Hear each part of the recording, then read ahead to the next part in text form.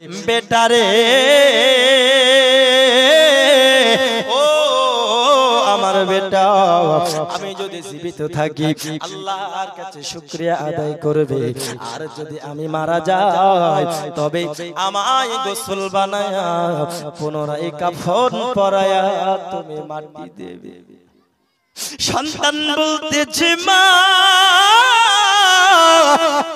ও মা, মা জননী তুমি যদি মারা যাও গো মা, তাহলে তোমায় দাফন করতে যাইয়া আমার বুকটা তো ফেটে যাবে, তবে তোমায় জিন্দা কেমন করে আমি দাফন করব? মারে আমি তোমার সন্তান হওয়ার পরে ও মা আমি আল্লাহর কাছে চিরকৃতজ্ঞতা, আল্লাহর কাছে হাজার শুকরিয়া আদায় করি আমি তোমার মতো একজন মায়ের সন্তান।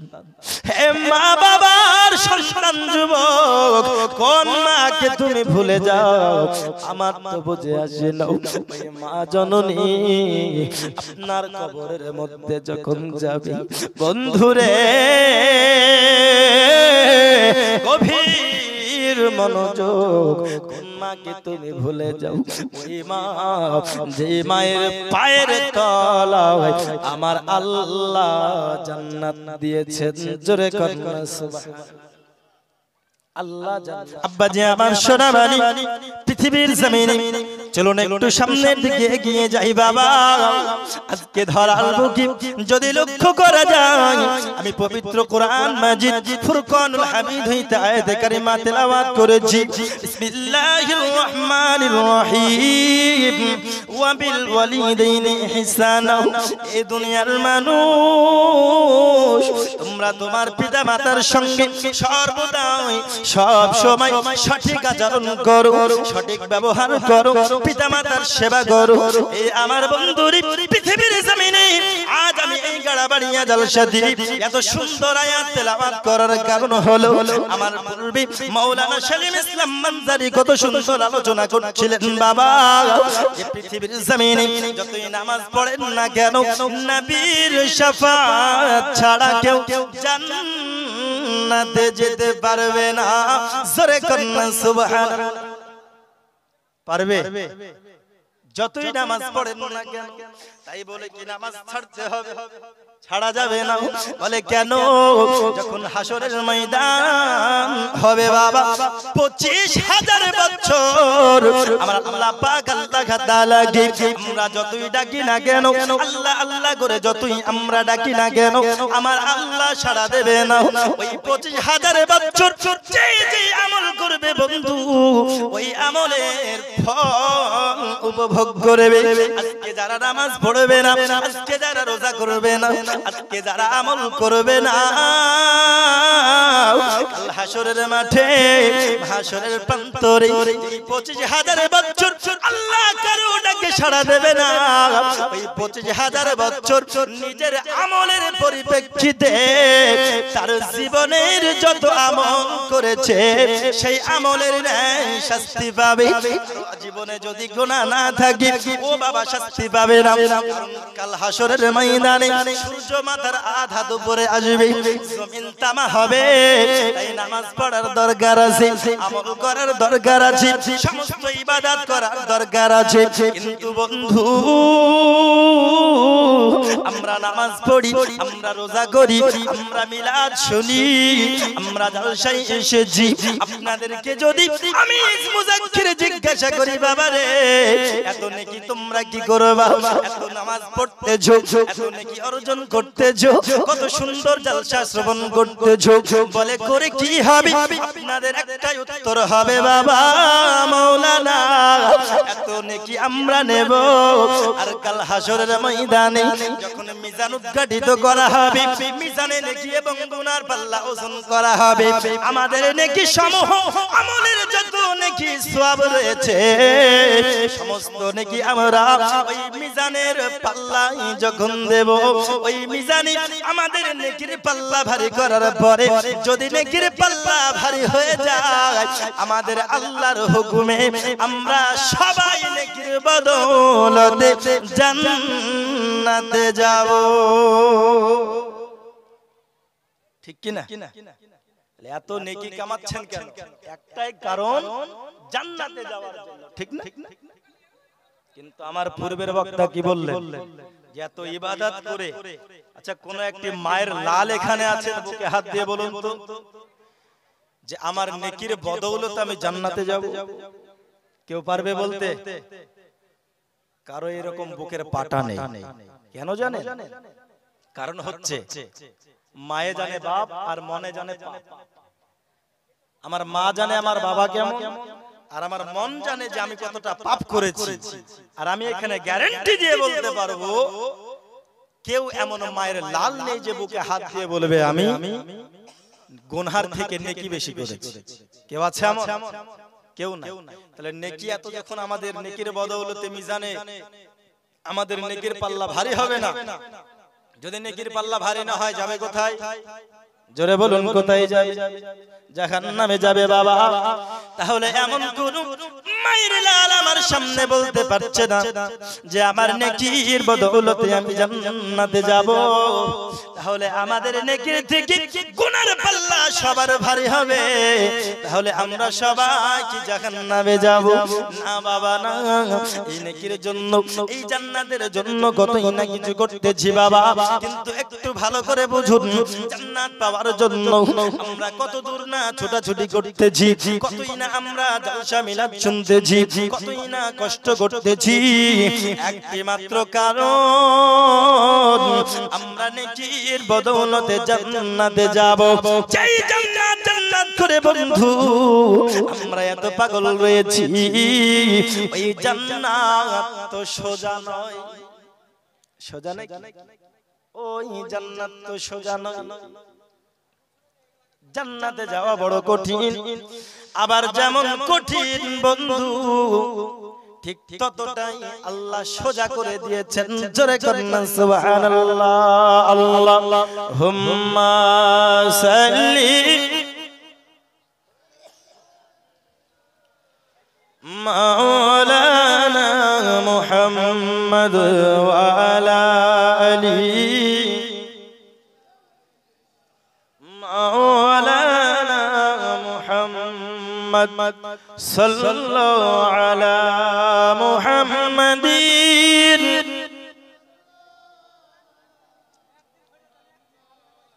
হরদম ज़बान पाक नामे हरदम ज़बान शफी। বন্ধুরে বাবারে সোনামানি, যে জান্নাত জান্নাতের জন্য আমরা সবাই পাগল। আমার আল্লাহ পাক আল্লাহ তাআলা পবিত্র কোরআন মাজিদ কি বলতেছে দেখুন বাবা। আল্লাহর পবিত্র কোরআন বলতেছে ওয়াবিল ওয়ালিদাইনি ইহসানা, তোমরা তোমার পিতামাতার সঙ্গে সৎ আচরণ করো, তোমরা তোমার পিতামাতাকে ভালোবাসো, পিতামাতার সঙ্গে সঠিক ব্যবহার করো। কারণ আমি আল্লাহ, তোমরা যে জান্নাত জান্নাত করে পাগল রয়েছো, আমি আল্লাহ ওই জান্নাত খানাকে তোমাদের মায়ের পায়ের তলে রেখে দিয়েছি। জোরে বলুন না সুবহানাল্লাহ। একটু সাইলেন্টলি কাজগুলো করুন না, একটু মোহাব্বতে লা ইলাহা ইল্লাল্লাহ, একটু কালেমার জিকির করুন না, লা ইলাহা ইল্লাল্লাহ, লা ইল্লাল্লাহ, লা ইলাহা ইল্লাল্লাহ, লা ইলাহা আদম নবী শফিউল্লাহ ঈসা নবী রুহুল্লাহ ইব্রাহিম নবী খলিলুল্লাহ আমাদের নবী হাবিবুল্লাহ লা ইলাহা জোরে লা ইলাহা লা ইলাহা ইল্লাল্লাহ মুহাম্মাদুর রাসূলুল্লাহ সাল্লাল্লাহু আলাইহি ওয়াসাল্লাম জোরে করুন সুবহানাল্লাহ এই আওয়াজে হবে না বাবা দুই হাত তুলে বলুন না ইয়া রাসূলুল্লাহ নারে তাকবীর নারে তাকবীর আচ্ছা আমি হ্যান্ডবিলে পড়লাম যে গাড়াবাড়িয়া যুব কমিটির উদ্যোগে জালসা তো এখানে তো কেউ যুব নেই সব বুড়ো হয়ে যুবগুলো কই গ্রামে কেউ যুবক নেই তো যাই হোক আপনারা বুড়ো হয়ে যুবকের কাজ করতে হবে আপনাদের কথা বুঝতে পেরেছেন কারণ এটা হচ্ছে আপনাদের জন্য খুশকিসমত যে ছেলে পিলে এই ডিজে গান বাজনা না বাজিয়ে ফিস্ট না করে কত সুন্দর এই মাহফিলের আয়োজন করেছে আচ্ছা বলুন এতে আপনারা খুশি না বেজার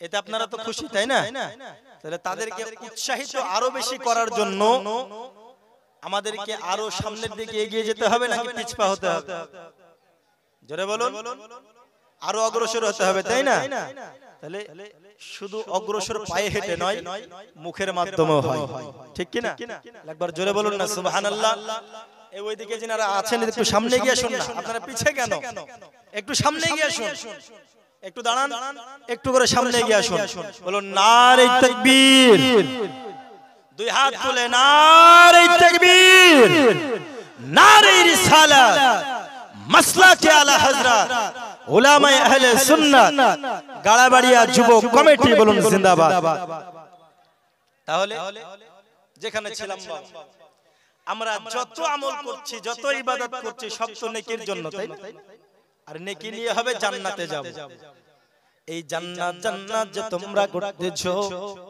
আমার আল্লাহ পাক আমার নবী বলতেছেন আল্লাহ পাক আল্লাহ তাআলা তোমাদের জান্নাত তোমাদের মায়ের পায়ের তলে রেখেছেন জোরে করুন সুবহানাল্লাহ বন্ধুরে আমার সোনাবানি এই মা বাবার সেবা করতে হবে কেন না এই মা এমন জিনিস বাবা এই মায়ের গর্ভ থেকে আপনি আমি পয়দা হয়েছি এই মায়ের গর্ভ থেকে খাজা মাইনুদ্দিন চিশতি আজমেরি পয়দা হয়েছেন বাবা এই মায়ের গর্ভ থেকে এই বাবাজি সোনা মানিক আমার পৃথিবীর জমিনে যত আপনার আল্লাহর ওলি বান্দা রয়েছে সমস্ত ওলি মায়ের গর্ভ থেকে জন্ম নিয়েছেন পেরালির সরজমিনে সরকারে আলা হযরত আজিমুল বারাকাত মুজাদ্দিদ দ্বীন মিল্লাত পয়দা হয়েছেন বাবা আমার মায়ের পেট থেকে আমার আপনার দয়াল নবী সাল্লাল্লাহু আলাইহি ওয়াসাল্লাম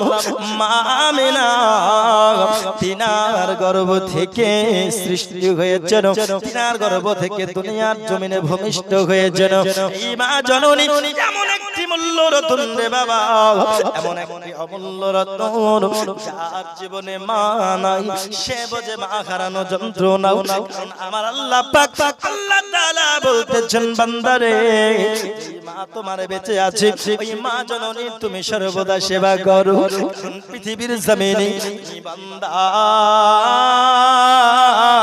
যে জান্নাত জান্নাত করার জন্য তুমি পাগল হয়ে আছো আমি আল্লাহ ওই জান্নাতকে তোমাদের মায়ের পায়ের তলে রেখে দিয়েছি কেন না আমি আল্লাহ পাক আল্লাহ তাআলার জান্নাত অতি সোজা নয় অতি সোজা হয়ে যাবে তোমার মা জননী যদি তোমার জন্য খুশি হয়ে যায় কারণ পৃথিবীর জমিনে আপনি যতই নামাজ পড়েন না কেন আপনি যতই রোজা করুন না কেন এ বাবাজি আবার আপনি যতই আমল আমল করুন না কেন, আপনি যদি কাবা ঘরের ইমাম হয়ে যান, আর যদি আপনার আম্মা জানো আপনার মুখের কথা মনে আঘাত পেয়ে থাকে, তবে আপনার জন্য জান্নাতের খুশবু পর্যন্ত পাওয়া লাগবে না। তাই বলি রে বাবা, মা জননীর সেবা করুন রে বন্ধু। এই মা জননী এমন মা, যে মা জননী সন্তানের জন্য কতই না কষ্ট সহ্য করেছে। 10 মাস আপনাকে গর্ভে রেখেছে। এ বাবাজি সোনামানিক আমার, আপনি যখন জন্ম নেবেন মা জননী কিয়ামতের কিঞ্চিত পরিমাণ কষ্ট সহ্য করেছে। এ বাবাজি সোনামানিক আমার, শুধু তাই নয়, আপনি যখন দুনিয়ার জমিনে এসেছেন বাবা, আপনাকে স্তনের দুগ্ধ পান করিয়েছেন আপনার মা জননী। আপনার মুখ থেকে আম্মা ডাকটা শোনার জন্য কতই না কষ্ট করেছে। নিজে ভিজাই থেকে আপনি সন্তানকে শুকনো জায়গায় রেখেছে। কত কষ্ট করি আপনাকে আমাকে লালন পালন করেছে, ওই মাকে কেমন করে ভুলে যাও রে যুবক। আমার তো বুঝে আসে না যে মা সন্তানের জন্য নিজের জীবন ঝুঁকি দিতে প্রস্তুত। ওই মা জননীকে যখন তোমরা চাকরি পেয়ে যাও, কতই না দূরে গিয়ে সংসার করো বিবি বাচ্চা নিয়ে, কিন্তু মা বাবার খোঁজ রাখো না। এত সুন্দর শীতে মা বাবা শীত বস্ত্র পেল কি পেল না, খোঁজ নাও না। এ আমার যুবক, তাই তোমাকে বলি রে বান্দা, কত নামাজ পড়ে তুমি কি করবে, কত রোজা করে তুমি কি করবে, হাজার হাজার কিতাব তুমি মোবাইলে পড়তেছো, তুমি মোবাইল মৌলানা হয়ে গিয়েছো, কিন্তু তোমার মাকে তুমি দেখতে পারো না, তোমার বাবাকে তুমি পুষতে পারো না। এ আমার বন্ধু, তোমার কোনো আমল কাজে লাগবে না। তুমি যতই কাবা ঘরের ইমাম হয়ে যাও, আর যদি তোমার মা জননী তোমার কথায় কষ্ট পেয়ে থাকে, তবে তুমি জান্নাতে যেতে পারবে না।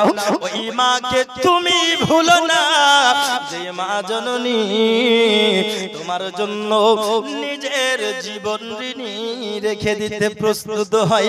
জোরে কন্যা সুবহানাল্লাহ। এমন একজন না কিতাবে কালবির মধ্যে রয়েছে বাবা, সন্তান একজন অসুস্থ হয়ে গেছে, সন্তান এমন অসুস্থ হয়েছে, এমন অসুস্থ হয়েছে, আম্মা জান আল্লাহর কাছে দোয়া করতেছে, মাবুদ আল্লাহ, আমার সন্তান এত অসুস্থ হয়েছে, এত অসুস্থ হয়েছে, ইয়া রাব্বাল আলামিন, আল্লাহ তুমি আমার সন্তানকে সুস্থ বানিয়ে দাও। সন্তান এত অসুস্থ হয়েছে, বিছানায় পড়ে গেছে, কোনো মতে উঠতে পারে না, কোন রকম কথা বলতে শিখেছে, শুধুমাত্র আপনার বিছানায় এমন ভাবে পড়ে থাকা, কোন রকম আপনার উঠতে পারে না, বসতে পারে না, শুধু কোন রকম কথা বলতে পারে। মা সন্তানের এত কষ্ট দেখার কারণে আল্লাহর কাছে ওয়াদা করে নিল, আবেগে চলে এসে দোয়া করে দিয়েছে, ওগো মাবুদ তুমি আমার সন্তানকে সুস্থ বানিয়ে দাও। তুমি যদি আমার সন্তানকে ভালো করে দাও, আমি তোমার বান্দি, আমি আমার সন্তানের জন্য একদিন নয়, 2 দিন নয়, 7টা দিন দুনিয়া থেকে বাইরে থাকবো। জোরে কন্যা সুবহানাল্লাহ। জোরে হবে না সুবহানাল্লাহ। কোথায় থাকবে? দুনিয়া হইতে বাইরে থাকবে। কয়দিন? 7 দিন থাকবে। এও কি সম্ভব নাকি দুনিয়া থেকে বাইরে থাকা? কারণ আমরা জানি হযরত ইসরাইল আলাইহিস সালাম যখন আসে, কুল্লু নাফসিন যায়িকাতুল মাউত, প্রত্যেক জানদার ব্যক্তিকে মৃত্যুর স্বাদ চাখতে হবে। যেই ব্যক্তি মারা যায়, ওই ব্যক্তি দুনিয়া থেকে বাইরে যায়। ঠিক না? দুনিয়া থেকে বাইরে। তো তাহলে এই মহিলা তো মারা যাবে না, কারণ জেনে বুঝে আত্মহত্যা করা হলো, জোরে বলুন, পাপ, তাই না? তাহলে বেঁচে থেকে কেমন করে দুনিয়ার বাইরে যাবে? বন্ধুরে বাবারে সোনামানি আম্মা জান আল্লাহর কাছে দোয়া করেছে, এ বাবাজি সোনামানিকে আমার পৃথিবীর জমিনে আপনি মোল্লা আমি যদি দোয়া করতে যাই আল্লাহর দরবারে কবুল হতে পারে, না হতে পারে, দেরিও হতে পারে, তাড়াতাড়ি হতে পারে, কিন্তু আমার দয়াল নবীজি তিনি বলতেছেন আম্মা জান যখন সন্তানের জন্য দোয়া করবে বিদ্যুতের ন্যায় কবুল হয়ে যাবে, বিদ্যুতের নাই কবুল হয়ে যাবে। মা জননী সন্তানের জন্য যখন দোয়া করেছে আল্লাহর কাছে ওয়াদা করেছে, ওগো মাবুদ আমার সন্তানকে যদি তুমি সুস্থ বানিয়ে দাও আমি মা জননী 7টা দিন দুনিয়া থেকে বাইরে থাকবো। আল্লাহর কাছে যখন মা সন্তানের জন্য দোয়া করেছে আল্লাহ পাক আল্লাহ তাআলা সঙ্গে সঙ্গে বিদ্যুতের ন্যায় কবুল করে নেয়। আল্লাহুম্মা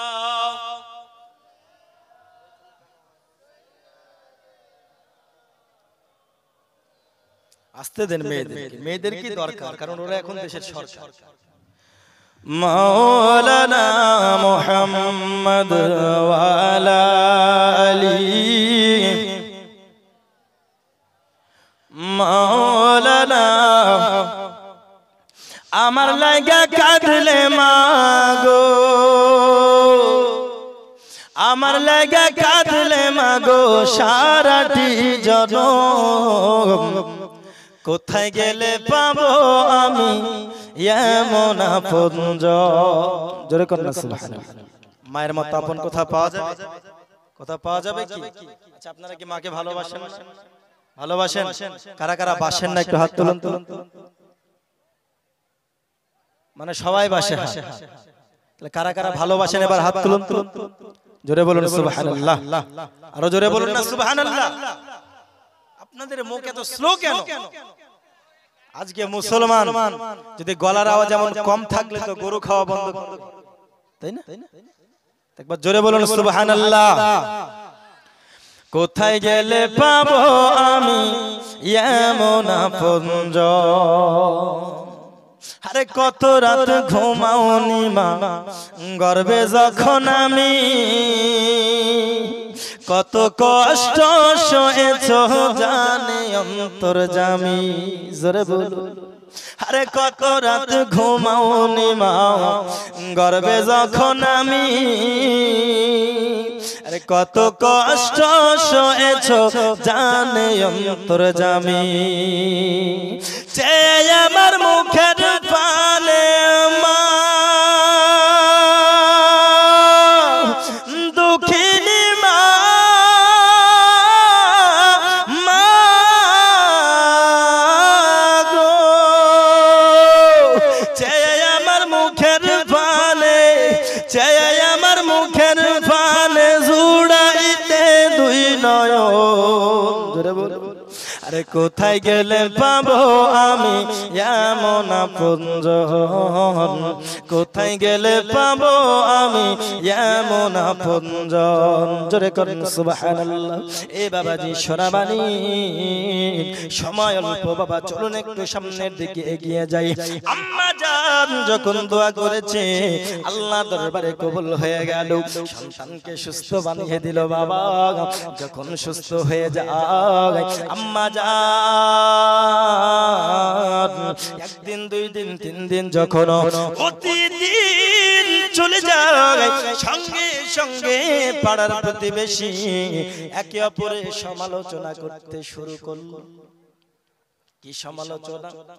বলে দেখো দেখো দেখো অমুক পাড়ার ওই মহিলা সন্তানের জন্য দোয়া করেছিল, ওগো মাবুদ আমার সন্তানকে যদি তুমি সুস্থ বানিয়ে দাও, আমি 7 দিন দুনিয়া থেকে বাইরে থাকব।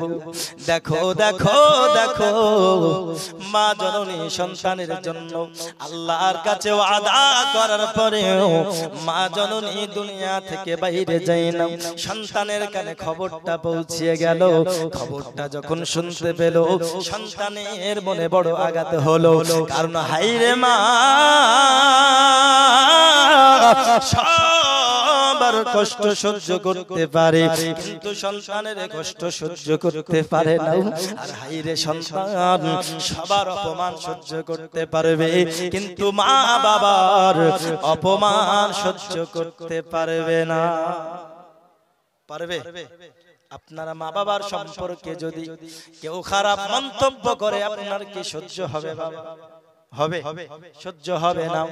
এমন করি পাড়া সবাই বলা বলি করতেছে, দেখো দেখো দেখো ওই মহিলা যেন ওয়াদা পালন করে না। কারা বলতেছে? গ্রামের মহিলারা। কারণ এরা সমালোচনা করতে অতি পটু, ঠিক না? সমালোচনা করতে হতে এরা পিএইচডি করে আছে। কারণ এক জায়গায় যদি 10টা মহিলা থাকে, তার মধ্যে কোনো না কোনো সমালোচনা হবে না, এটা অবিশ্বাস, ঠিক কি না? এক জায়গায় যদি 10টা মহিলা বসে থাকে, কোনো না কোনো বিষয়ে আলোচনা হবে না, এটা খুবই মিথ্যা কথা। এক জায়গায় একের অধিক 2 মহিলা থাকলে কারো মুখ বন্ধ থাকতে পারে না। এটাই হচ্ছে মহিলাদের গুণ। এমন করে করে ওই মহিলারা বলাবলি করতেছে, দেখো মা জননী আল্লাহর কাছে ওয়াদা করেছে, কিন্তু ওয়াদা পালন করে নাই। এ বাবাজি, সন্তান তখন মায়ের কাছে চলে যায়, ওগো মা, মা জননী তুমি আল্লাহর কাছে কি ওয়াদা করেছিলে? আল্লাহর কাছে কি ওয়াদা করেছিলে? মা জননী বলতেছে, রে বেটা, তুই যখন অসুস্থ ছিলি, আমি মা জননী আল্লাহর কাছে ওয়াদা করেছিলাম, ওরে আমার বেটা, আল্লাহর কাছে ওয়াদা করেছিলাম, ওগো আল্লাহ, তুমি আমার সন্তানকে যদি সুস্থ বানিয়ে দাও, আমি মা জননী 7 দিন দুনিয়া থেকে বাইরে থাকব। ও মা, কেমন করে তুমি 7 দিন দুনিয়া থেকে বাইরে থাকবে? মা জননী বলতেছে, বেটা রে, আমি আল্লাহর কাছে যখন ওয়াদা করেছি, আমি ওয়াদা পালন করব। কারণ মুসলমান সব করতে পারে, কিন্তু ওয়াদা খেলাফ করতে পারে না। জোরে করুন না সুবহানাল্লাহ। ওয়াদা খেলাফ করতে পারে, ওয়াদা খেলাফ করতে পারে না। কিন্তু বর্তমান সময় যদি দেখা যায়, ভাই আমাকে 10,000 টাকা দাও, কালকে দিয়ে দেব, ওয়াদা করছি, কসম খোদার করে বলি, 14 গোষ্ঠীর কিরি, কালকে টাকা দিয়ে দেব। যখন আবার আগামী কাল হয়ে যায়, ফোন করে আর পাওয়া যায় না, মোবাইলে সুইচ অফ, তাই না? এখনকার ওয়াদা হচ্ছে এইরকম। বন্ধুরে বাবারে সোনামানিক, পৃথিবীর জমিনে চলুন বাবাজি একটু সামনের দিকে এগিয়ে যাই। আম্মা জান যেন দোয়া করতেছে, আম্মা জান বলতেছে, বেটা রে, কাল যখন সকাল বেলা হবে, তুমি চলে যাবে দৌড়ে গোরস্থানে। জোরে করুন না সুবহানাল্লাহ। দৌড়ে গোরস্থানে চলে যাবি রে বেটা। গোরস্থানে যাওয়ার পরে আমি মায়ের জন্য তুমি একটা কবর খনন করবে। কারণ আমি মা, আমি জানি ইন্তেকাল ছাড়া, মওত ছাড়া দুনিয়া থেকে বাইরে যাওয়ার একটি মাত্র রাস্তা, সেটা হলো জীবিত কবরের মধ্যে যাওয়া। জোরে করুন না সুবহানাল্লাহ। হে আমার যুবক মা জননী কত বড় পদক্ষেপ নিতে যায় সন্তানের জন্য, লক্ষ্য করুন বাবা। ও ওই মা জননীর হুকুমে সন্তান চলে গেল সকালবেলা গোরস্থানে। আমার যুবক সন্তান যখন কবর খনন করলো, আমার মা জননী চলে যায় কবরস্থানের কাছে। যাওয়ার পরে বলতেছে, আমার বেটা, আমি আজকে কবরের মধ্যে চলে যাব। আমাকে যখন কবরে যাব তখন আমাকে মাটি দিয়ে তুমি ঢেকে দেবে। আর আজ থেকে 7 দিন পর আবার তুমি আমার কাছে কবরে আসবে, আর কবরের মাটি খনন করে আমায় তুলবে। বেটারে, ও আমার বেটা, আমি যদি জীবিত থাকি আল্লাহর কাছে শুকরিয়া আদায় করবে, আর যদি আমি মারা যাই তবে আমায় গোসল বানায়া পুনরায় কাফন পরায়া তুমি মাটি দেবে। সন্তান বলতেছে, মা, ও মা, মা জননী, তুমি যদি মারা যাও গো মা, তাহলে তোমায় দাফন করতে যাইয়া আমার বুকটা তো ফেটে যাবে, তবে তোমায় জিন্দা কেমন করে আমি দাফন করব? মারে, আমি তোমার সন্তান হওয়ার পরে ও মা, আমি আল্লাহর কাছে চিরকৃতজ্ঞতা, আল্লাহর কাছে হাজার শুকরিয়া আদায় করি আমি তোমার মতো একজন মায়ের সন্তান। হে মা বাবার সন্তান যুবক, কোন মাকে তুমি ভুলে যাও? আমার তো বুঝে আসে না। মা জননী আপনার কবরের মধ্যে যখন যাবে, বন্ধুরে গভীর মনোযোগ, কোন মাকে তুমি ভুলে যাও? ওই মা যে মায়ের পায়ের তলায় আমার আল্লাহ জান্নাত দিয়েছেন। জোরে কন্যা সুবহানাল্লাহ। আল্লাহ জান্নাত দিয়েছেন। এইবার মায়ের পায়ের তলে জান্নাতের খবর শুনে এখন কিছু মা বোনেদের পা আর জমিনে দাঁড়ায় না, আসমানে উঠে পড়ে। আছে না নাই? আরে বাপ রে, আমাদের পায়ের তলে জান্নাত মানে বিরাট ব্যাপার ওদের হয়ে গেছে। হ্যাঁ, আমরা মা, আমরা মহিলা, আমাদের পায়ের তলে সন্তানের জান্নাত মানে কি ওদের বিরাট ব্যাপার, আসমানে উঠে লাফতে চাই। কিন্তু মা, তোমাদের জন্য বলি, সন্তানের জান্নাত হচ্ছে সন্তানের মায়ের পায়ের তলে, ঠিক কিনা? ওই জান্নাত সন্তান কি করে নেবে? মায়ের সেবা করে, মাকে খুশি করে, মাকে রাজি করে, ঠিক কিনা? কিন্তু মায়ের পায়ের তলে জান্নাত, ওই জান্নাত কিন্তু ওই মায়ের না। কথা বুঝতে পেরেছেন তো? ওর পায়ের তলে জান্নাত আছে, জান্নাতটা সন্তানের, ওর না। মা, তোমাকে যদি জান্নাত নিতে হয় জানতে হবে তোমার জান্নাত কোথায় আছে। আর আমার নবী বলেন প্রত্যেক নারীর জান্নাত হচ্ছে তার স্বামীর পায়ের তলে। জোরে বলুন সুবহানাল্লাহ। আর জোরে হবে না সুবহানাল্লাহ? আপনাদের কিছু ভ্যালু আছে না? আপনাদেরও কিছু ভ্যালু আছে। অত আসমানে উড়িয়েন না মা, আপনাদের পায়ের তলে জান্নাত আছে বলে। আপনারা যদি স্বামীর সেবা না করেন, সন্তান যেমন মায়ের সেবা না করে জান্নাত পাবে না, আপনারা মা জননী স্বামীর সেবা না করে জান্নাত পাবেন না। বন্ধুরে আমার সোনামানি, ওই মা জননী যখন কবরের ভিতরে চলে গেল, সঙ্গে সঙ্গে সন্তান যেন মাটি দিয়ে দেয়। একদিন, 2 দিন, 3 দিন করতে করতে হঠাৎ করে যেন 7 দিন অতিবাহিত হয়ে যায়।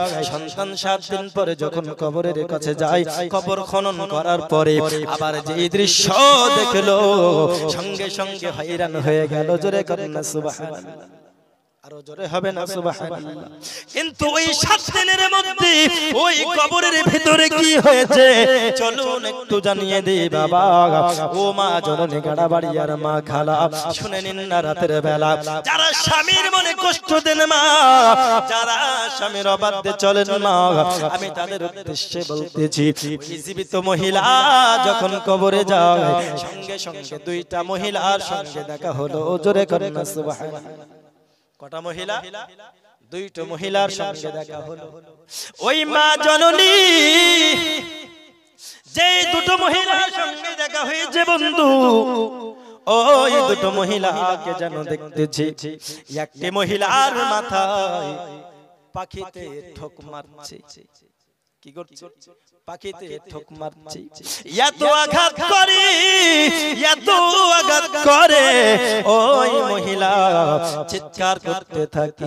এত চিৎকার ও গাড়াবাড়িয়া গ্রামের আমার মা খালা শুনে নিন না। রাতের বেলা যারা স্বামীর অবাধ্যে চলে মা, তাদের উদ্দেশ্যে আজকের আমার এই ওয়াজটা আমার মা খালারা একটু শুনুন।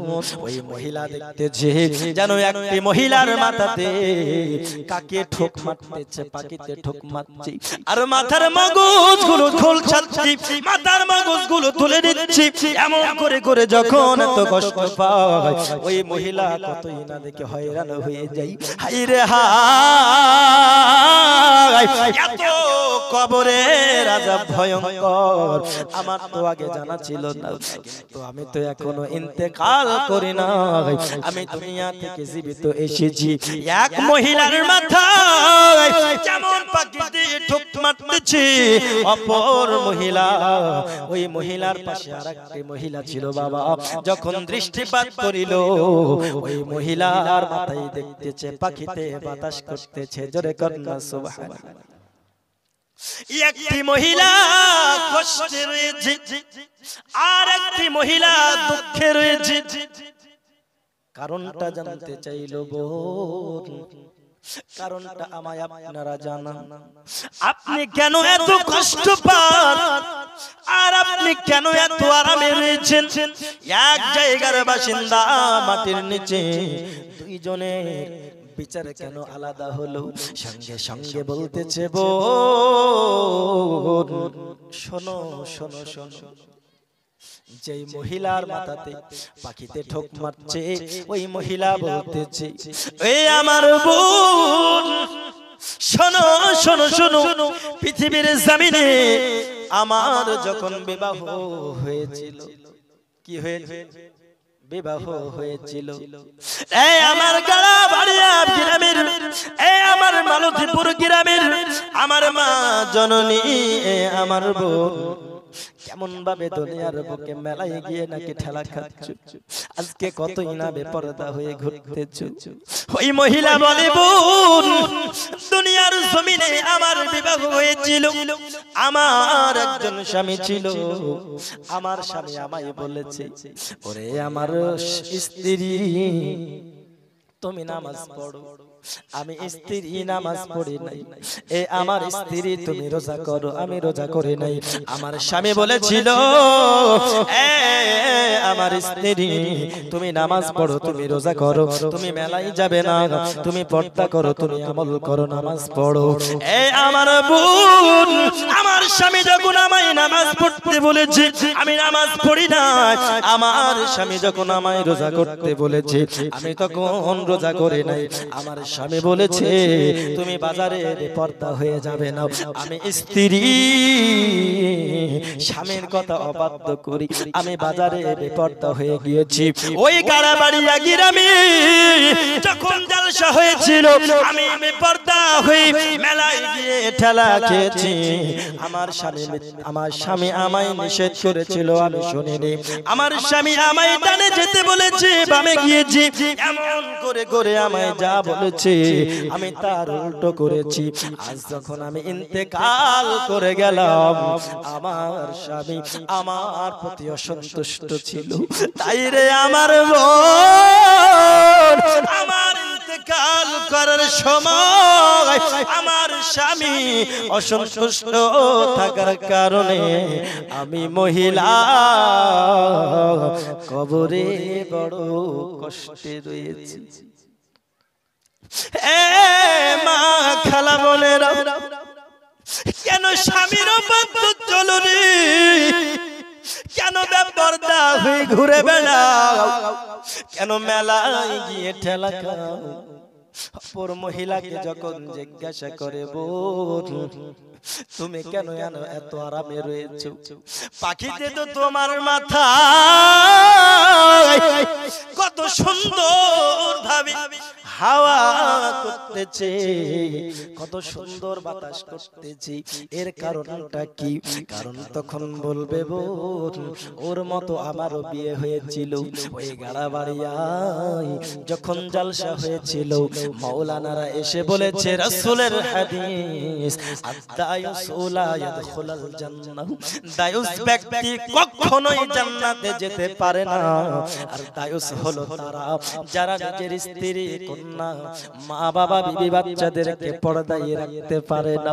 যখন বলেছে এ যুবক, দায়ুস কখনোই জান্নাতে যেতে পারে না, ও আমার বোন, ওই জালসার মাওলানার মুখে এত সুন্দর কথা শোনার পরে আমার স্বামী আমায় বলেছিল, ওরে আমার স্ত্রী, আমি তোমার স্বামী দায়ুস হতে চাই না, আমি দায়ুস হব না। কারণ হলো দায়ুস কখনো জান্নাতে যেতে পারে না। আরে আমার স্ত্রী, তুই আজ থেকে পর্দা করবি, আমি পর্দা করেছি, তুই আজ থেকে নামাজ পড়বি, আমি নামাজ পড়েছি। আমার স্বামী ডানে যেতে বলেছে, আমি ডানে গিয়েছি। মেলায় যেতে নিষেধ করেছে, আমি নিষেধ শুনেছি, যাই নাই। জালসা শুনতে বলেছে, আমি শুনেছি। আমার স্বামী আমায় যেটা বলেছে আমি সেটা করেছি। হ্যাঁ বোন, শোনো শোনো, আমার স্বামীর অবাধ্য আমি হই নাই, তাই আমি যখন মারা যাই আমার স্বামী আমার উপরে সন্তুষ্ট ছিল, আর সন্তুষ্ট থাকার কারণে আমি ইন্তেকাল যখন করেছি, আমার স্বামী আমার কবরের পাশে আমার জন্য দুই হাত তুলে দোয়া করেছে, আর সেই দোয়ার বরকতে আজকে কবরের আযাব আমার মাফ হয়ে গিয়েছে। জোরে হবে না সুবহানাল্লাহ? কি হয়েছে? কবরের আযাব মাফ হয়ে গেছে। এই আমার মা খালারা, তাই স্বামীর কথা সর্বদা শ্রবণ করুন, কারণ আপনাদের জান্নাত হলো স্বামীর পায়ের তলায়। আর এখন তো শুধু পর্দা করতে বললেই হয়, ওই বাড়িতে মেয়ের বিয়ে হবে না, যেই বাড়িতে টেলিভিশন থাকবে না, ওই বাড়িতে বিয়ে করব না, যেই বাড়িতে লেহেঙ্গা পরতে দেবে না, আছে না? ওই বাড়িতে বিয়ে করবে না। এখন আছে এইরকম পর্দা করতে কি যে বলো, ওই সব ওল্ড মডেল এখন আছে, এখন নিউ মডেল। হ্যাঁ, একদম মানে হাঁটু পর্যন্ত শুট পরে থাকবে, আর উপরে কি থাকবে আল্লাহ মালিকই জানে, তাই না? মেয়েদের যে পোশাক পরার দরকার ওই পোশাকই পরে না। পরে স্বামীর কথা শোনা তো দূরের কথা, ওরা নিজের বাপের কথা তো শোনা, আছে না? নাই স্বামীর কথা, তুমি তো স্বামী হলে আজকে ওই একদিন থেকে যে বাপ মানুষ করছে ওই বাপের কথা শুনছে না, বাপ বাদ দিয়ে অন্যজনের সঙ্গে পালিয়ে যাচ্ছে, ঠিক না? তো পর্দার কথা তুমি বলবে, বাড়িতে ঝামেলা লাগবে না? এই পর্দা করার কারণে, নামাজ পড়তে বলার কারণে, আপনার ইবাদত করতে বলার কারণে, সঠিকভাবে চলতে বলার কারণে অনেক সংসারে ঝামেলা হয়ে যায় এবং অনেক সংসার ছাড়ান পালানো হয়ে যায়, হয় না? ছাড়াছাড়ি হয়ে যায়। সংসারে ঝামেলা হতেই পারে, তাই না? সংসারে ঝামেলা হতেই পারে, তাই বলে এই যে কথায় কথায় কথায় কথায় তালাক, এই শব্দটা আছে না? একটু রেগে গেলে তালাক, তালাক, এই শব্দটা যে কি হয়ে গেছে। তো তালাক দিলি দে, ঘুরে আবার মীমাংসা না করে তাকে ঘুরিয়ে নিয়ে নিয়ে, কথা আছে না? এরকম আছে বাবা।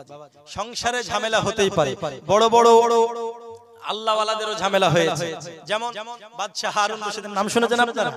এই হারুন রশিদ, তিনার স্ত্রীর নাম হলো জুবাইদা। কি নাম? জুবাইদা।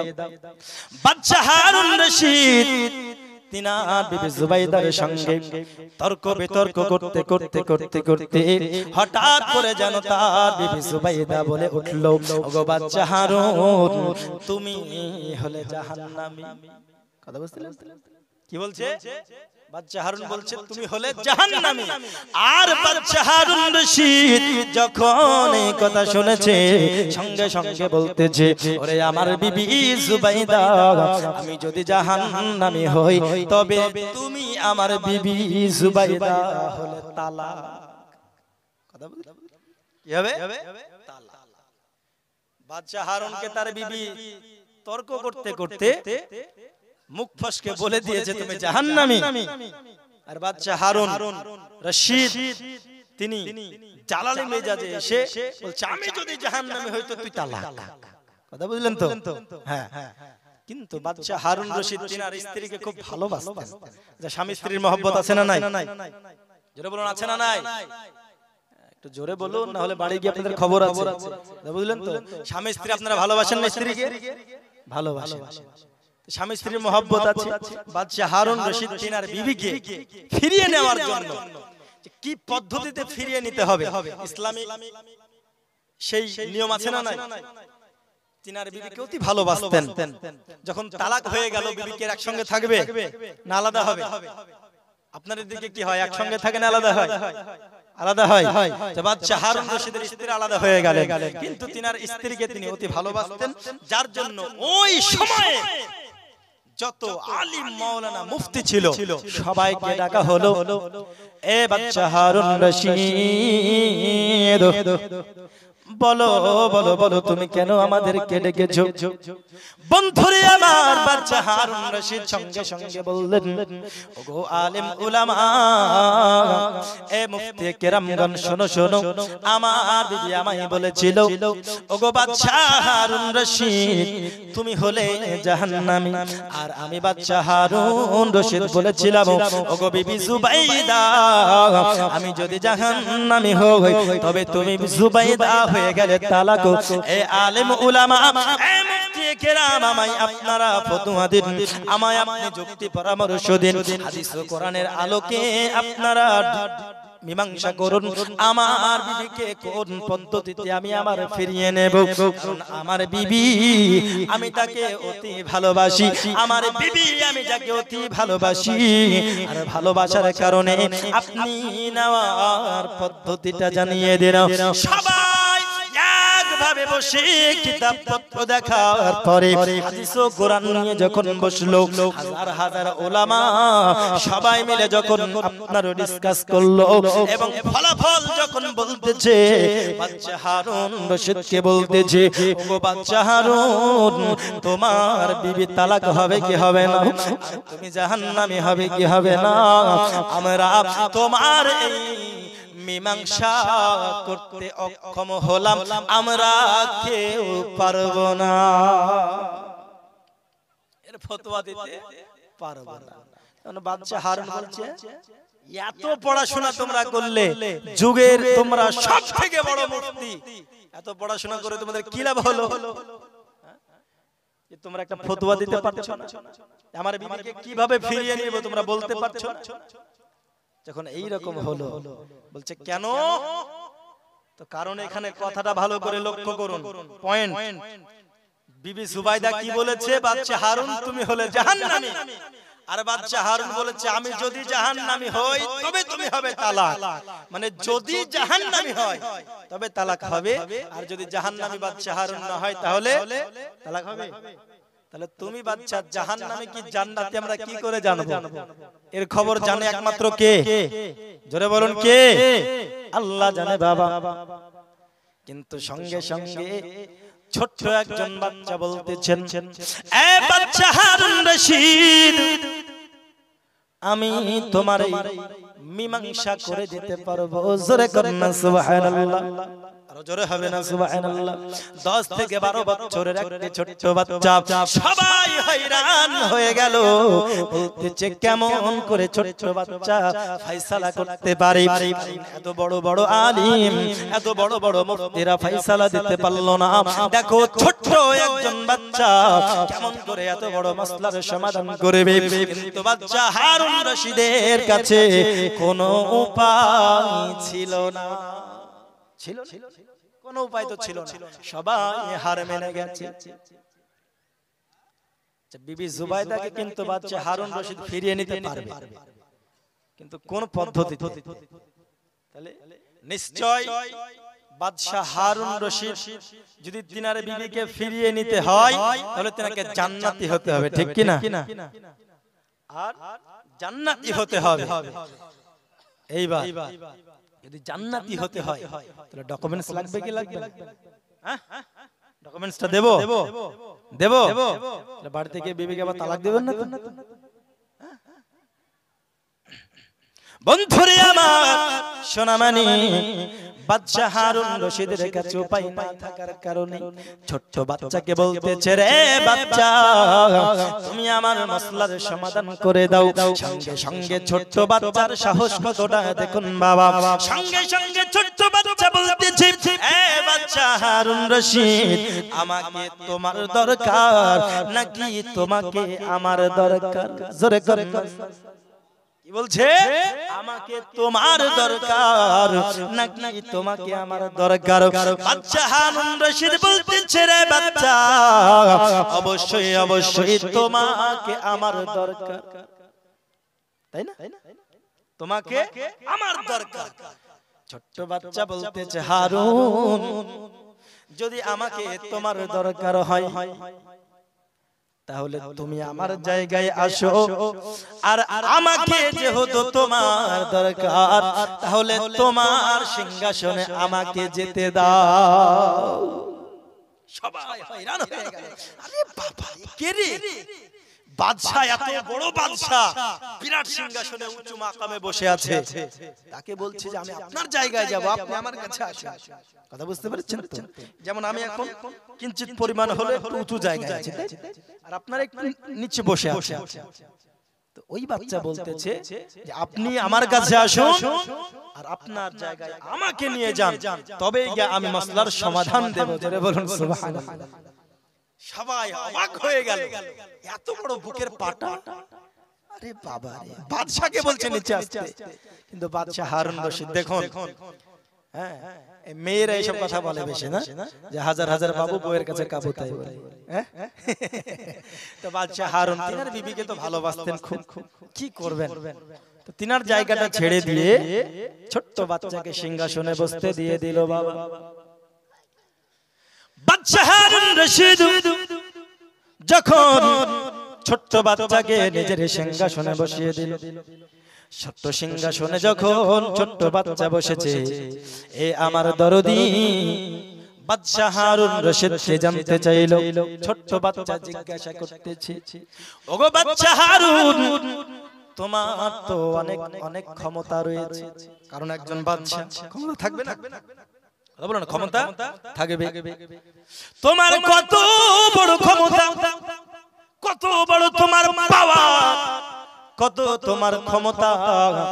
ও বাদশাহ হারুন রশিদ, তোমার এত ক্ষমতা থাকা সত্ত্বেও তুমি কি আল্লাহকে ভয় করেছো? জোরে হবে না সুবহানাল্লাহ।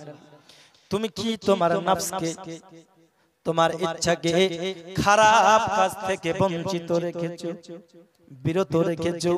বাদশাহ হারুন রশিদ সঙ্গে সঙ্গে বললেন, ওগো ছোট্ট বাচ্চা শোনো শোনো, আমি যদি আল্লাহকে ভয় না করতাম, এ ছোট্ট বাচ্চা তুমি শোনো, তবে আমি বাদশাহ হারুন রশিদ আমার এত পাওয়ার রয়েছে, আমার বিবিকে যদি আমি তালাক দিয়েছি, আমি কোন ফতোয়াকে না মেনে, আমি কোন মাসালাকে না মেনে, হাদিস কোরআন না মেনে, আমি যদি আমার বিবি কে ফিরিয়ে নিতাম, এমন কোন মায়ের লাল ছিল না যে আমার সামনে মুখ খুলবে, আমার সামনে দাঁড়াবে। কিন্তু আমি বাদশাহ হারুন, আমি আল্লাহকে ভয় করেছি, আল্লাহর আযাবকে ভয় করেছি, আমি সর্বদা চেয়েছি আল্লাহর হাদিস ও কোরআনের আলোকে বিচার আমি নেব। আমি সর্বদা চেয়েছি আমার এত ক্ষমতা থাকা সত্ত্বেও আমার নফস যেটা চেয়েছে আমি সেই কাজটা করব না, আমার রূহ যেটা চেয়েছে আমি সেটা করব, আমি সব সময় ভালো কাজ করব। তাই তোরে বাচ্চা, আমি হাদিস কোরআনের আলোকে আমি আমার স্ত্রী ফিরিয়ে নিতে ইচ্ছুক, নিজের বলের কারণে ফিরিয়ে নেব না। কথা বুঝতে পারলে? আমার এত ক্ষমতা যে আমি যদি আমার বিবিকে হাদিস ও কোরআনের আলোকে না ফিরিয়ে নিই, এমনি যদি আমি আমার সঙ্গে আবার সংসার করি, আমার প্রজাদের মধ্যে এমন কোন মায়ের লাল নেই যে আমার কাছে দাঁড়াবে। কিন্তু তবুও মুফতিকে ডেকেছি কেন, আলেমদেরকে ডেকেছি কেন? কারণ আমি আল্লাহকে ভয় করেছি, তাই না? কিন্তু এখনকার মানুষ দেখেন 100 তালাক দেওয়ার পরে ও যায় যাচ্ছে, ওর সঙ্গে সংসার করছে, তাই না? তাহলে ওই সন্তান কি হবে? হালালে হবে না? হজ করার কারণে যদি কাউকে হাজি বলতেই হয়, তাহলে যে হারাম খায় তাকে কি বলতে হবে? এখনকার সিস্টেম হচ্ছে এটা, মানুষ এখন এতই পদলোভী হয়েছে যে হজ করছে, তার নামের আগে হাজি না লিখলে আবার ওর চোখের সামনে টিকা মুশকিল, তাই না? হজ করে আসার কারণে যদি তাকে হাজি বলতে হয়, আপনাদের চোখের সামনে দেখবেন অনেক মানুষ ডাইরেক্ট হারাম খায় না? তাহলে তাদেরকে কি বলতে হবে? হারামি নাকি বলতে পারবেন? বলা যাবে না। তাহলে বাদশা হারুন যখন বললেন, অবশ্যই আমার ক্ষমতা পাওয়ার থাকার পরেও আমি আমার নিজের নফসকে খারাপ কাজ থেকে বিরত রেখেছি, সঙ্গে সঙ্গে বলতেছে ওই ছোট্ট বাচ্চা, এই বাদশা হারুন, আমি আজ ছোট্ট বাচ্চা, এই তোমার সিংহাসনে বসে ফতোয়া দিয়ে গেলাম, তোমার বিবি তালাক হবে না, নিয়ে সংসার করো। জোরে বলুন সুবহানাল্লাহ। জোরে হবে না সুবহানাল্লাহ? সবাই আলেম মাওলানা মুফতিরা আলোচনা করতেছে, মানবো না মানবো না মানবো না, কারণ তোমার এই জমিটা তোমার, এটার প্রমাণ করতে হলে দলিল তোমাকে দেখাতে হবে। কি হবে? আপনাকে দেখাতে হবে না, দলিল দেখাতে হবে। কোন দলিলের ভিত্তিতে তুমি বাদশা হারুন রশিদকে জান্নাতি প্রমাণ করলে, আর কোন দলিলের ভিত্তিতে তুমি বাদশা হারুনের বিবিকে তালাক হবে না বললে? আমরা এত বড় আলিম, এত বড় মুফতি বসে আছি, আমরা এর সমাধান খুঁজে পেলাম না। এ ছোট্ট বাচ্চা, তোমার কোন দলিলের ভিত্তিতে আমাদের এত সুন্দরভাবে তুমি তালাক হবে না বললে? তোমরা দলিল নইলে আমরা মানব না। আল্লাহুম্মা সাল্লি, মহব্বতে বলুন না, সাল্লি আলা মাওলানা ওয়া আলা আলি মাওলানা। জন্ম আমার নবীর যুগে হলে কেমন হতো। জোরে হবে না সুবহানাল্লাহ? মাঝে মাঝে গজল বলা হচ্ছে একটা ব্যাটারির চার্জ, তাই না? দীর্ঘ সময় গজল হয় না, জোরে বলুন না সুবহানাল্লাহ। নাত পড়া হচ্ছে সাহাবী রাসূলের সুন্নাত, সাহাবীর সুন্নাত, আর নাতে রাসূল শোনা হচ্ছে রাসূলের সুন্নাত। জোরে বলুন সুবহানাল্লাহ। জন্ম আমার নবীর যুগে হলে কেমন হতো।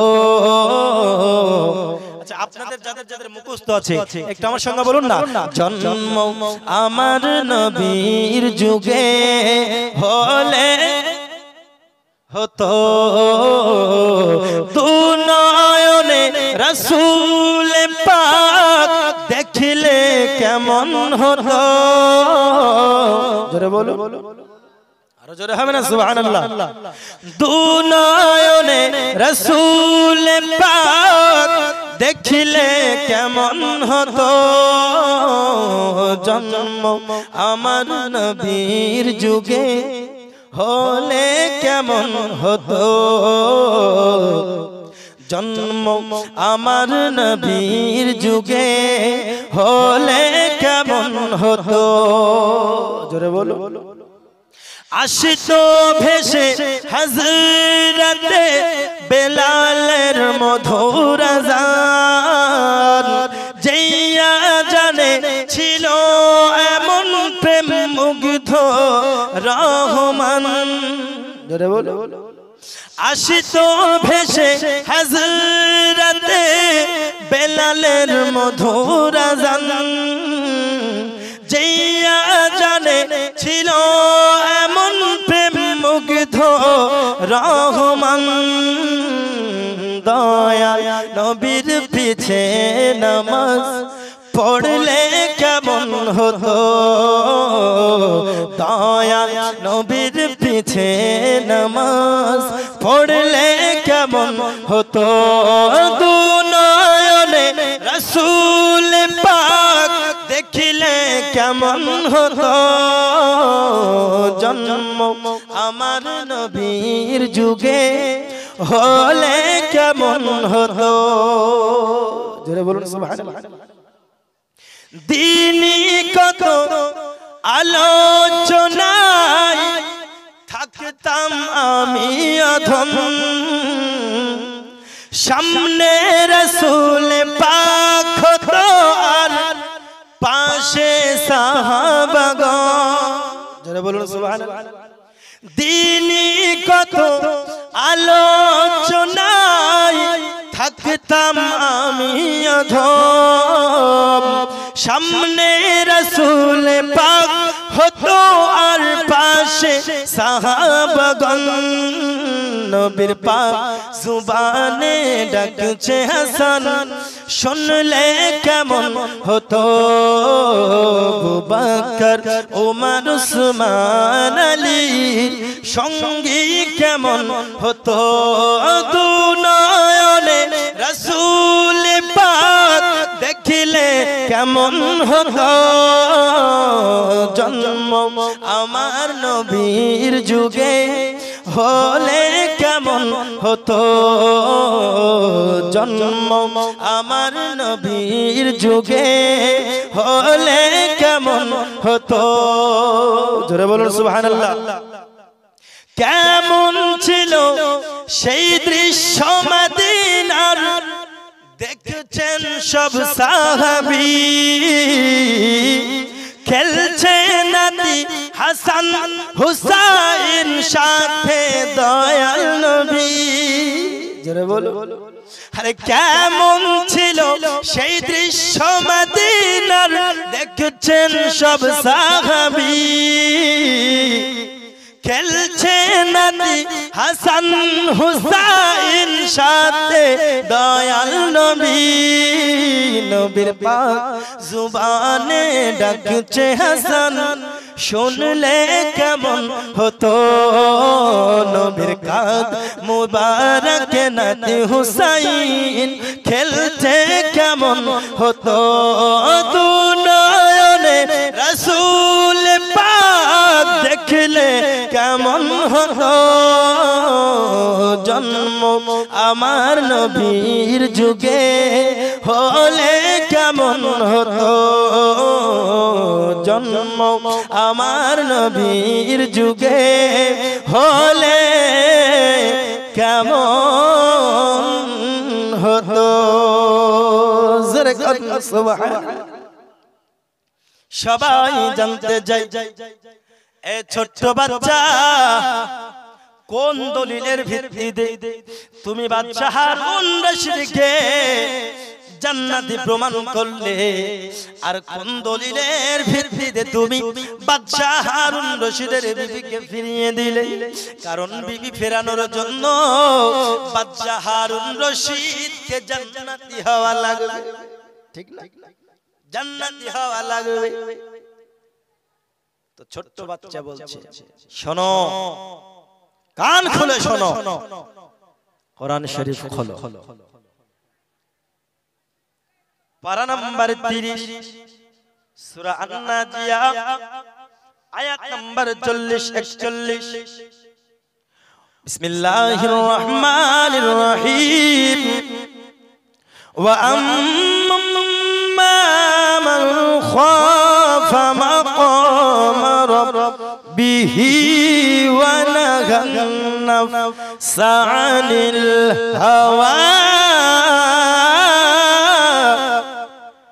فإن الجنة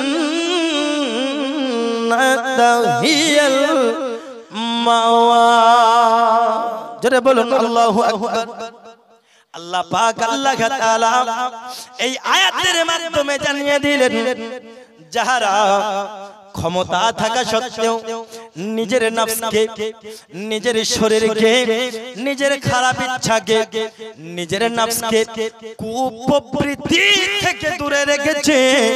সুতরাং তাদের জন্যই হলো জান্নাতের সুসংবাদ। জোরে বলুন সুবহানাল্লাহ। বাদশা হারুন রশিদকে আমি জিজ্ঞাসা করেছি, ও বাদশা হারুন, তুমি কি ক্ষমতা থাকা সত্ত্বেও তোমার নফসকে খারাপ কাজ থেকে বিরত রেখেছো? আর বাদশা হারুন রশিদ বলতেছে, আমি সর্বদা কোনো খারাপ কাজ করি নাই, কারণ আমি সব সময় আল্লাহকে ভয় করেছি। আমার নফস চেয়েছে আমি খারাপ কাজে অগ্রসর হব। যেমন আজকে কিছু মানুষের খারাপ কাজে প্রবৃত্তি আপনারা করতেছে।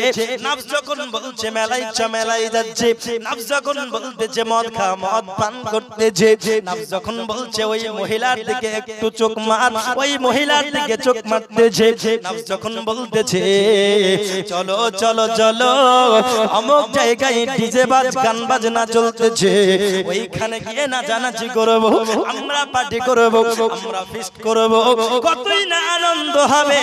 কিন্তু তারা জানে না এই সমস্ত কাজগুলো হলো নিজের নফসের খাইশ, আর সমস্ত কাজ হলো গুনাহের কাজ। ঠিক কি না? গুনাহের কাজ যেগুলো সব সময় নফস চাই যে চলো একটু মদ পান করব, চলো একটু গাঁজা খাবো, চলো একটু হিরোইন খাবো, চলো একটু অমুক জায়গায় যাব, মেলায় গিয়ে ঠেলা খাবো।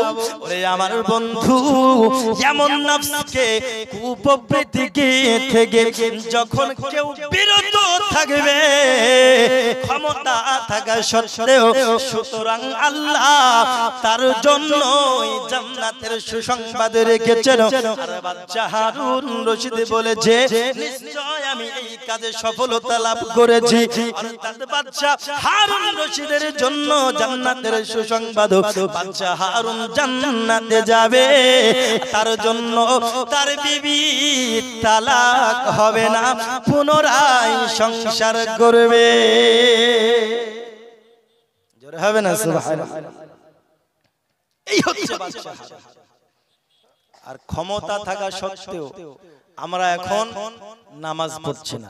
আর বাদশা হারুন ক্ষমতা থাকা সত্ত্বেও খারাপ কাজ করে না। ঠিক কি না? আর আমাদের ক্ষমতা থাকা সত্ত্বেও মসজিদে যাচ্ছি না, জালসায় যাচ্ছি না, নামাজ পড়তে যাচ্ছি না, কোনো ভালো কাজের দিকে অগ্রসর হচ্ছি না। কেউ নেশায় ব্যস্ত, কেউ খারাপ কাজে ব্যস্ত, কেউ নাচানাচি করতে ব্যস্ত। বাবা একটু কথা শুনে নিন, এ বাবাজি আমার, খারাপ কাজ থেকে যখন আমরা বিরত থাকতে পারবো তখন জান্নাতের আশা করবেন। আর যতক্ষণ নিজের মনকে আপনি এই স্বীকৃতি না দিতে পারবেন যে আমি এখনো খারাপ কাজ ছাড়তে পারি নাই, আপনি মনে মনে ভাববেন আপনার জন্য জান্নাতের সুসংবাদ নাই। আছে? নাই। মালিক বিন দিনার ইরাকের জবরদস্ত একজন আলিম, এত বড় আলিম, তার লেকচার শোনার জন্য লক্ষ লক্ষ মানুষ ভিড়ে ভিড়ে ভাঙে। কথা বুঝলেন? লক্ষ লক্ষ মানুষ এই বাদশা হারুন রশিদকে যখন একটা বিরাট কনফারেন্সে উঠলো বক্তব্য প্লেস করার জন্য, আপনাদের মতো একজন সাধারণ মানুষ হঠাৎ করে দাঁড়িয়ে বলছে, হুজুর আমার একটি প্রশ্নের উত্তর আপনি আগে দিন, তারপরে আপনি বক্তব্য শুরু করুন। বলছে কি প্রশ্ন বলো? বলছে হুজুর আজকে আপনি কত সুন্দর ওয়াজ করছেন, কত সুন্দর ভাষণ দিচ্ছেন, আপনার ওয়াজ শোনার জন্য লক্ষ লক্ষ মানুষ ভিড় করে, কিন্তু আপনি মৌলবী হওয়ার পূর্বে, আলিম হওয়ার পূর্বে, বক্তা হওয়ার পূর্বে আপনি কিন্তু ছিলেন একজন নেশাখোর মানুষ। কি ছিল? নেশাখোর মানুষ, মদ পান করত, সব সময় নেশায় লিপ্ত থাকতো। মালিক বিন দিনার। কথা বুঝতে পারলেন? এখনকার আমাদের মানুষ কিছু নেশাখোর এমন নাই? আছে না? গাঁজাখোর, নেশাখোর, হ্যাঁ এই গাঁজা খাওয়ার জন্য বিবের গহনাগুলো বেচে দেয়, তাই না? কিন্তু কিছু মা বোন আমার খুব ভালো আছে, গহনা এত বেচে দেওয়ার পরেও সে স্বামীকে কিন্তু ছাড়তে চায় না, তাই না? ছাড়তে চায় না, নিজেরা বিড়ি বেঁধে হলো সংসার চালায়, আছে না নাই? কিন্তু এই কুলাঙ্গারদেরকে কে বোঝাবে যে তুই একটা কত সুন্দর নারী পেয়েছিস, নারী তুই সেটাকে নিয়ে সংসার কর। অনেক গাঁজাখোর মদখোর এরকম আছে। হযরত মালিক বিন দিনার বিরাট একজন আলিম ছিলেন, কিন্তু তার পূর্বে একজন নেশাখোর ব্যক্তি ছিলেন। আল্লাহর পথে অগ্রসর হয়েছিলেন না, নামাজ সম্পর্কে কিছু জানতেন না, ইলম কালাম কিছু ছিল না। এমন একজন নেশাখোর ব্যক্তি বলতেছে, হুজুর আপনি অত বড় নেশাগ্রস্ত ব্যক্তি থেকে আপনি নেশাগ্রস্ত অবস্থায় থাকতেন, আমি পৃথিবীর জমিনে লক্ষ্য করে দেখেছি এমন যে বহু ব্যক্তি আছে, এমন অনেক হাজার হাজার মানুষ আছে যারা গাঞ্জাখোর হিসাবে নেমে যায়, যারা মদ পান করতে শুরু করে দেয়, যারা নেশা করতে শুরু করে দেয়, ওই রাস্তা থেকে ফিরে আসা অসম্ভব হয়ে পড়ে, হয় না? অসম্ভব হয়ে পড়ে। হুজুর আপনি কেমন করে ফিরে আসলেন এত সুন্দর পথে? সঙ্গে সঙ্গে বলতেছি, আমার শ্রোতা শোনো শোনো শোনো, আমি হলাম মালিক বিন দিনার। আল্লাহ পাক আল্লাহ তাআলা কত সুন্দর আমাকে সম্মান দিয়েছেন। তার পূর্বে আমি ছিলাম একজন নেশাখোর ব্যক্তি, আমি ছিলাম একজন খুব নেশাগ্রস্ত ব্যক্তি। আমি যখন নেশা করতাম, আমি নেশাগ্রস্ত অবস্থায় শবে কদরের রাত্রিতে, কবে? শবে কদরের রাত্রিতে, রমজান মাসে আমি রাত্রি বেলায় পাড়াতে গিয়েছি, নেশা করেছি, মদ পান করেছি। এনার জীবন পরিবর্তন হওয়ার কারণটা বলতেছি, কথা বুঝছেন তো? এ বাবাজি সোনামানিক আমার এই কথা বলে বক্তব্যের ইতি ঘটাবো, আমি আর বেশি কিছু বলতে চাইব না। এ বাবাজি সোনামানিক, হতে পারে এই কথার পরিবর্তে হয়তো কারো জীবন পরিবর্তন হয়ে যেতে পারে। গভীর মনোযোগ অন্তরের কান লাগান যুবক, মালিক বিন দিনার বলতেছে, যখন শবে কদরের রাত্রিতে নেশাগ্রস্ত অবস্থায় বাড়িতে এসেছি, এত মদ পান করেছি, আমি মাতাল হয়ে বেড়াই, আমি মাতাল হয়ে ডলতেছি, আমি মদ পান করেছি। আর আমার বাড়িতে রাত্রি বেলায় পান করার জন্য আর একটি বোতল সঙ্গে করে এনেছি, কথা বল, আর একটি বোতল সঙ্গে করে এনেছি। অনেক গাঁজাখোর দেখবে মদ পান করার পরে নারে তাকবীর,